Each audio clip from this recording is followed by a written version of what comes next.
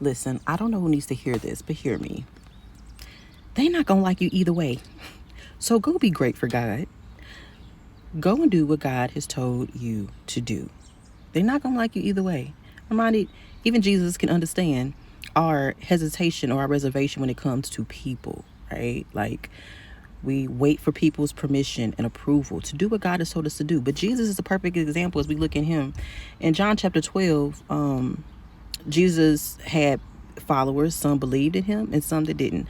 After all the miracles that he performed, the wonders and the signs that he did, people still didn't believe that he was sent from the Father to come to this world to save us from our sins. And Jesus said in John chapter 12, verse 49 and 50, he says, I have said everything the Father has commanded me to say. I only say what he told me to say, right? He was obedient. So I want to encourage you, be obedient. I am learning how to walk out what God is asking me to do. You know how I'm learning to do that is by keeping my eyes on the Lord.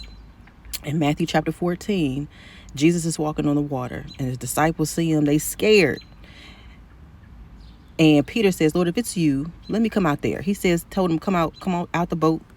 And what happens? Peter is walking on water until he takes his eyes off of the Lord and start looking at the circumstances around us. When we take our eyes off the Lord and start focusing on people and what they said and what they did and their shadiness and all of that stuff, we begin to doubt. Keep your eyes on the Lord. They ain't gonna like you either way. It's okay. But go be great for God anyway.